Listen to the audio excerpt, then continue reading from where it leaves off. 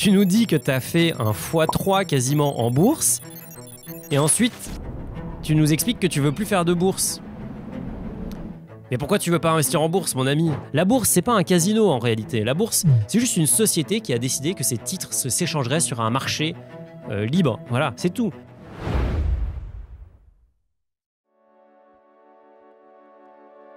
Bonjour à tous, bienvenue dans une nouvelle analyse de patrimoine. Aujourd'hui, on se retrouve avec le profil d'un chef de chantier qui a eu énormément de chance dans les affaires. C'est parti. Chef de chantier full IMO et chanceux en affaires. Est-ce qu'il est chanceux en amour? Je ne sais pas, on va voir tout ça. Patrimoine net, 233 000 euros. Full immobilier pour notre ami, 88% d'IMO, un peu de livret, un peu de compte bancaire. Pas de bourse, pas de crypto, pas de rien. Ça ne l'intéresse pas, lui il veut de la pierre. Chef de chantier. Profil personnel, 25 ans, chef de chantier dans le bâtiment en région parisienne, salaire de 2700 euros net par mois, 200 euros de ticket resto et véhicule de fonction. J'ai commencé à toucher mes premiers revenus à l'âge de 17 ans, bravo. Et j'ai toujours réussi à mettre de l'argent de côté. Encore mieux. Donc l'habitude a été créée, parfait. L'habitude d'épargner, évidemment. Aujourd'hui, je vis confortablement sans vraiment me priver. J'ai un mode de vie relativement sobre et j'arrive à mettre de côté entre 1800 et 2000 euros par mois en région parisienne. Franchement, alors balèze, j'aimerais bien voir combien il paye de loyer. J'aimerais dans 20 ans générer 2500 euros par mois de revenus passifs, j'imagine. J'aimerais contracter plusieurs emprunts et me lancer dans la location meublée. Je n'investis plus dans la bourse et les crypto-monnaies. Alors c'est assez intéressant parce qu'en réalité, ce que tu nous as mis là, c'est pas des objectifs. Enfin, tu nous as mis un objectif, c'est 2500 euros net par mois. Ensuite, tu nous as mis des moyens.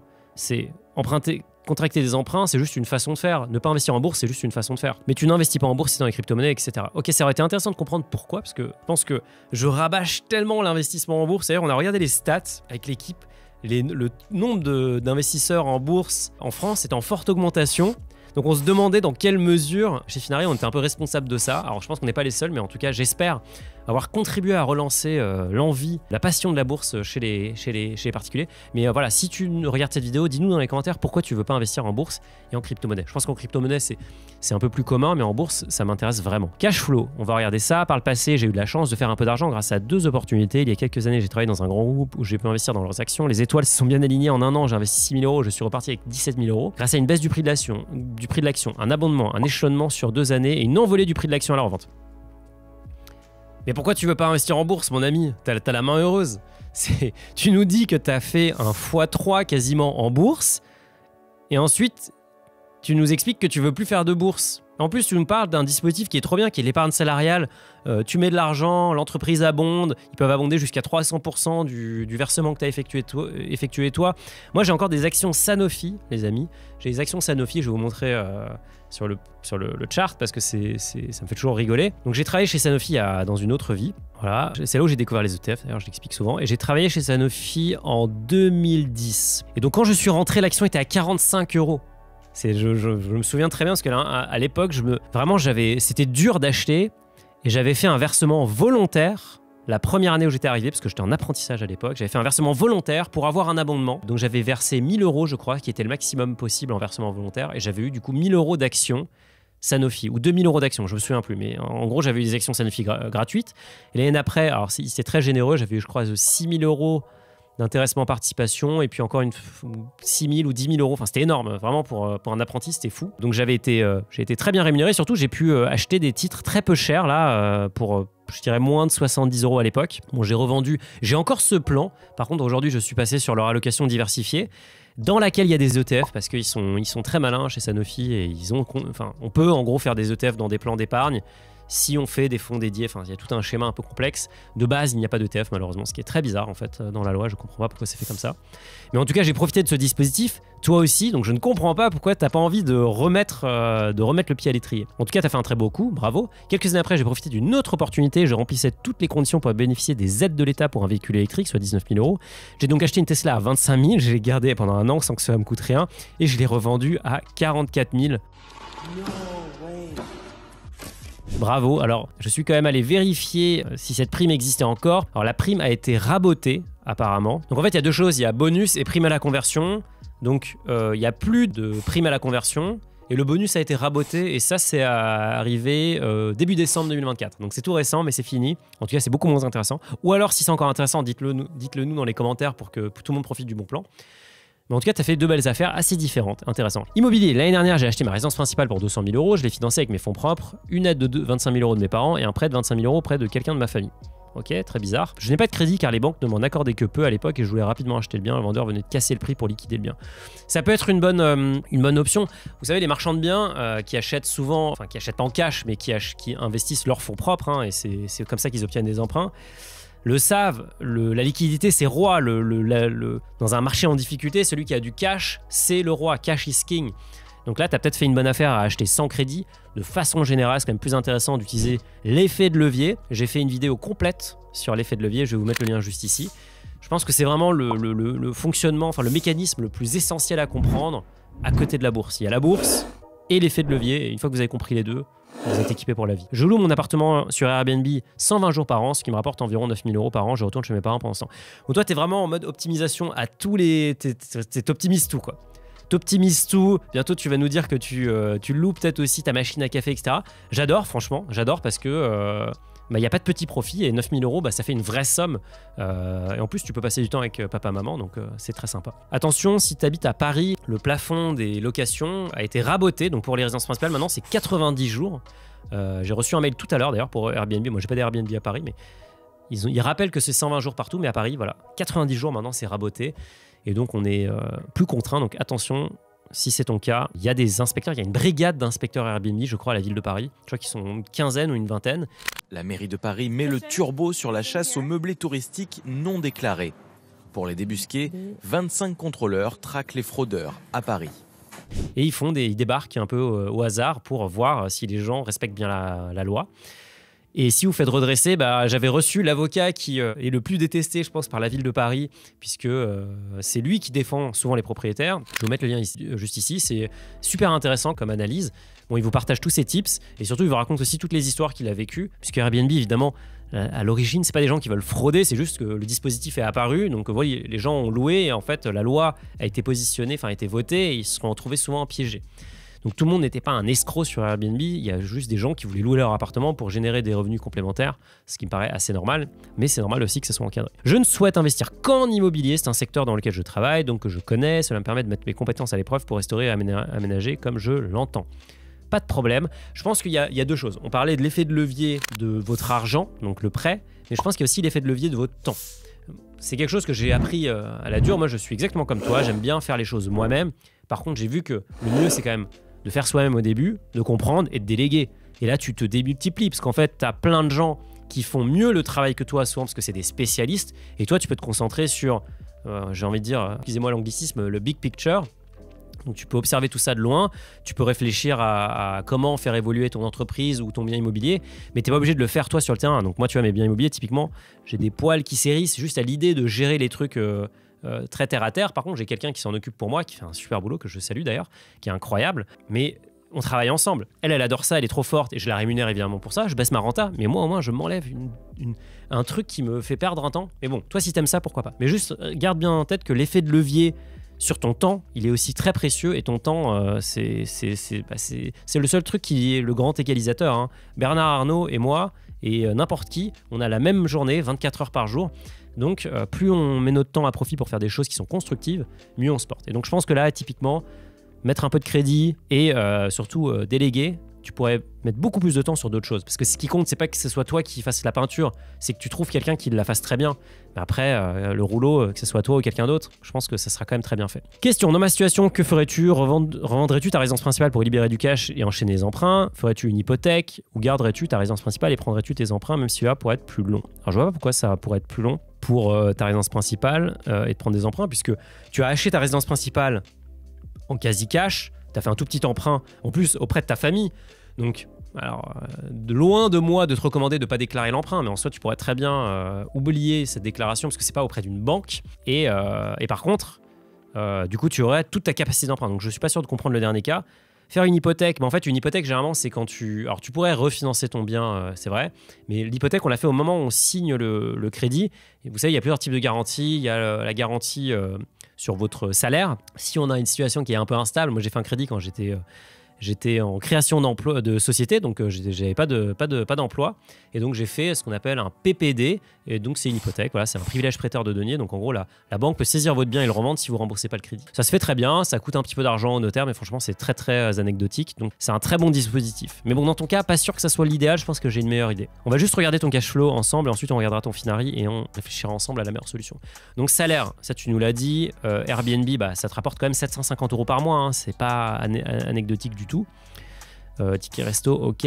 Franchement, les tickets resto, moi je suis pour qu'on arrête les tickets resto. Voilà. J'ai envie qu'on supprime ce truc, ça sert à rien, je pense. On devrait juste baisser les charges salariales. Les tickets resto, ça met juste des intermédiaires entre les travailleurs qui travaillent dur et les employeurs qui ont envie de correctement rémunérer leurs salariés. Et ça fait toute une industrie qui se sert des frais sur ça, ça ne sert à rien, c'est chiant à gérer. Donnez-nous plus de salaire et moins de charges. Et en fait, le ticket resto, on n'en a pas besoin. Là, je voyais des idées des tickets, des chèques. Ça me rend fou quand je vois les trucs chèques. Bientôt, on fera des chèques pour l'IA, on fera des chèques pour tout. Arrêtez de faire des chèques, baissez les charges, laissez les gens travailler et laissez surtout les Français capter une partie de la richesse qu'ils ont créée. Donc, pas besoin de dispositifs comme ça. Faut me supprimer ces trucs-là. Voilà. J'arrête sur les tickets resto. Investissement mensuel, bon, livret A, bah, c'est pas un investissement. Pour moi, c'est un matelas de sécurité. On va voir si tu as un gros matelas de sécurité. Logement, t'as pas de... Tu disais, je te parlais de loyer, mais t'en as pas, c'est ta résidence principale. Les courses, rien de fou. C'est même très... je trouve que c'est très ok, c'est très bas. Hein, même restaurant, pareil, pas très élevé. Tu dois faire du coup 3 restaurants, 4 restaurants par mois. Un par semaine, quoi. Des achats quotidiens, ok, pas de souci. Les abonnements, pas grand chose non plus. Remboursement emprunt, 462 € du coup, j'imagine, d'un de tes proches. Mais bon, pareil, ça tape pas très fort dans le porte-monnaie. Et un peu de voyage quand même, 150 €. Donc ça te fait un taux d'épargne de dingue, 60%, c'est énorme. Mais bon, le problème, c'est que tu stockes tout ça sur du livret. Bientôt, ton livret sera plein, j'imagine. On va regarder sur ton Finari. Est-ce que ton livret est déjà plein? Bah oui, il est déjà... Oui, il est au maximum. Il est déjà au plafond. Donc là, j'imagine que tu as un autre livret. Donc, qu'est-ce que vous pouvez faire quand votre livret il est plein? Bah, vous pouvez ouvrir un LDDS. Je pense que c'est ce que tu as fait. Vous pouvez ouvrir un LEP si vos revenus N-2 sont inférieurs à 23 000 € de mémoire. À revérifier si vous êtes célibataire. 33 000 € si vous êtes en couple. Le LEP, il a un taux plus élevé que le livret A. Livret A, 2,4% actuellement. LEP, 3%. Évidemment, le top, c'est le LEP. Les intérêts sont aussi nets d'impôts. Et après, vous avez aussi des banques qui rémunèrent les dépôts. Vous en avez plein. Regardez sur la communauté Finari, celle qui vous plaît le plus. Mais bon, les livrets, c'est quand même encore plus safe et plus liquide. Sur l'immobilier, tu as ta résidence principale que tu as évidemment acheté en cash avec un tout petit peu d'emprunt. Et compte bancaire, tu as très peu de cash. Donc ça, c'est très bien. Je recommande vraiment de ne pas avoir beaucoup de cash sur votre compte bancaire. Moi, j'ai très peu de liquidité parce que ça sert à rien. C'est de l'argent qui ne travaille pas. Donc mettez le minimum. Le mieux même, si vous voulez encore optimiser, vous pouvez prendre une carte type Amex. Vous gagnez des miles et ensuite vous êtes juste débité une fois par mois pour toutes vos dépenses du mois précédent. Plus vous dépensez, plus vous avez une capacité de paiement, d'emprunt importante. Et donc, il y a des gens qui ont des Amex complètement débiles avec, des 100, 200 000 € par mois parce qu'ils mettent il y a des Amex évidemment en société. Donc, ça permet de gagner des miles et ça vous évite d'avoir de l'argent qui traîne. Vous avez une fois par mois, vous mettez de l'argent, vous provisionnez votre compte et hop, c'est débité. Et en parallèle, vous avez un espèce de cashback. Alors, le mieux, c'est d'avoir du cashback, je trouve, en argent, en liquide. Mais bon, les miles, c'est un bon proxy, comme on dit, c'est un bon attribut. Du coup, par rapport à ta question, est-ce que je revendrais ma résidence principale pour libérer du cash et enchaîner les emprunts? Je pense que ta résidence principale, tu nous as dit que tu avais fait une belle affaire. Donc c'est ce qu'on va voir là. Hop, tu as fait plus 2% pour l'instant. Donc c'est pas l'affaire du siècle. Après, peut-être que le bien, on l'a mal estimé parce que y a plein de spécificités qu'on n'a pas identifiées. Ça, c'est tout à fait possible. Ce qui est sûr, c'est que si tu penses que ce bien-là, tu peux le revendre, fais-le. Revends-le et vu que c'est ta résidence principale, tu ne paieras pas d'impôt sur la plus-value. Ça, c'est quand même génial. En parallèle, si tu as envie d'acheter des biens locatifs, tu peux aussi le faire. Je te déconseille fortement d'aller sur le LMNP, la location meublée non professionnelle, puisque c'est un régime qui était vraiment, franchement, incroyable. Tu avais 2 avantages énormes, c'est que tu amortissais les coûts de ton appartement et donc tu baissais mécaniquement tes recettes, donc les loyers, avec les charges, notamment avec l'amortissement comptable. C'était incroyable, tu décaissais pas d'argent, hein, l'amortissement comptable c'est dans les comptes, mais tu écrasais ton produit. Et donc tu ne payais c'était bien fait, franchement, tu payais jamais d'impôts.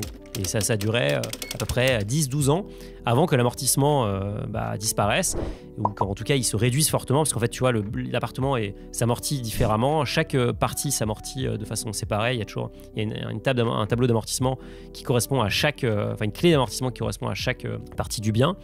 Mais en tout cas ça marchait super bien, et surtout tu réintégrais l'amortissement au moment de la revente, et donc la plus-value c'était la différence entre ton prix d'achat de l'époque et le prix de revente, et non pas ton prix d'achat de l'époque moins tous les amortissements que tu as passés et le prix de revente de maintenant. Donc c'était dingue. Là, ils ont fait sauter la deuxième partie. Donc aujourd'hui, tu ne peux plus réintégrer, enfin tu réintègres en fait les amortissements pour le calcul de la plus-value au moment de la revente. Donc forcément, ta plus-value elle est beaucoup plus grande et donc tu payes plus d'impôts.